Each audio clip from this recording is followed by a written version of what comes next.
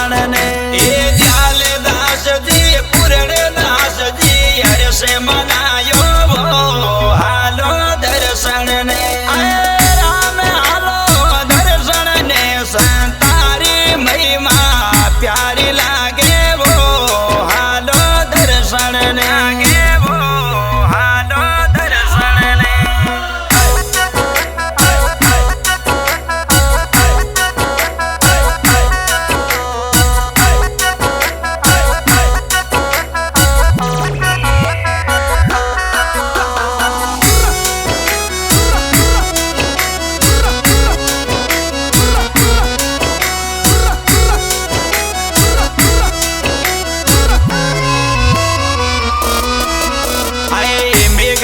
में लुबा राम जी हंसो लावे पूजायो वो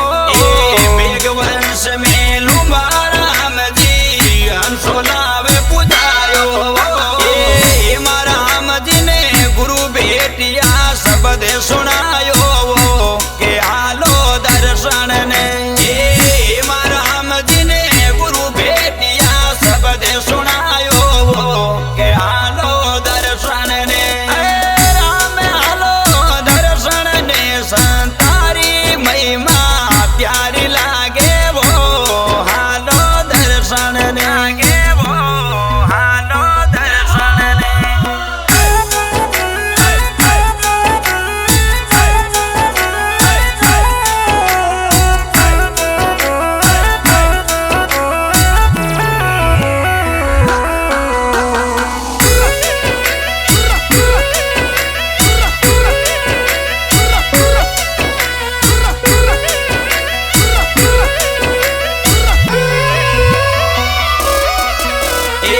मेघवंश में कृष्ण दास जी टाकलो पूजायो वो मेघवंश में कृष्ण दास जी टाकलो पूजायो वो गाँव ठाकुर ने परसो दीनो घोड़ो थकायो वो के आलो दर्शन ने गाँव ठाकुर ने परसो दीनो घोड़ो थकायो वो आलो दर्शन ने संतारी महिमा प्यारी लागे वो हालो दर्शन लागे वो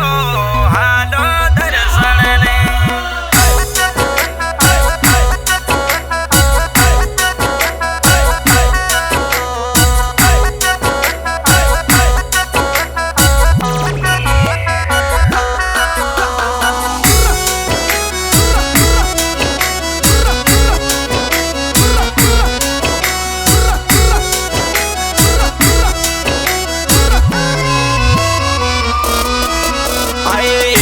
राम जी गोकुल राम जी बुड़कियो पूजायो वो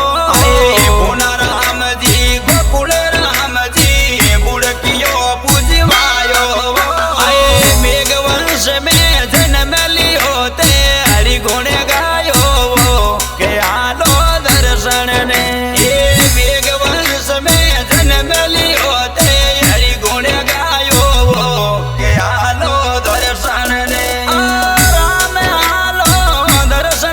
संतारी वो महिमा प्यारी लागे वो हालो दर्शन लागे वो हालो दर्शन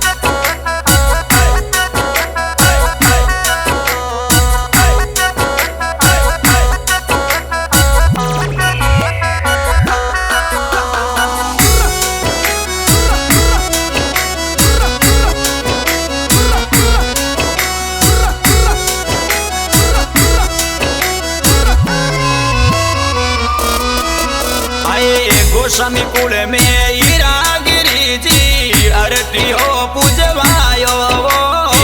कुसमी कुल में हीरा गिरी जी अरटियो पूजवायो राजा मान सिंह कागज भेजवाने उतर दीनो हालो दर्शन ने राजा मान सिंह कागज भेजो उतर दीनो हालो दर्शन ने राम हालो दर्शन ने संतारी महिमा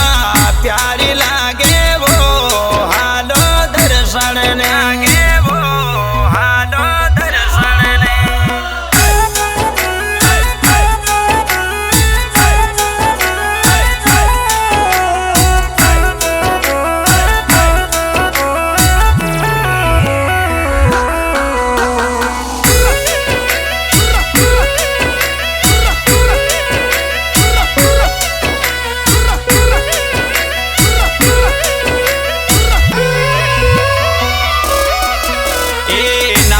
कुल में रवत राम जी साहेब भक्ति की नीवो नायक कुल में रवत राम जी साहेब भक्ति की नीवो भाकरी पर गायों चराता सेवा की नीवो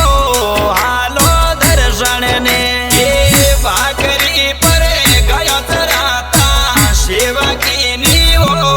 हालो दर्शन ने संतारी महिमा प्यारी लागे वो हालो दर्शन लागे वो हालो दर्शन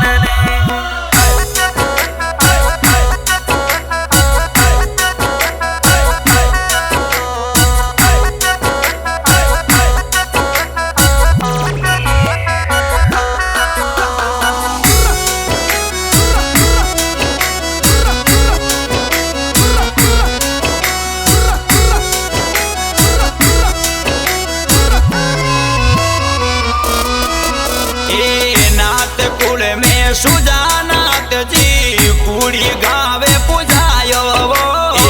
नाथ कुल में सुजानाथ जी कुड़ी गावे पुजायो दीदी ने ते फांस घेरी गाँव में बचायो हालो दर्शन ने दीदी ने ते फांस घेरी गाँव में बचायो के हालो दर्शन ने संतारी महिमा प्यारी लागे वो हालो दर्शन लागे वो हालो दर्शन ने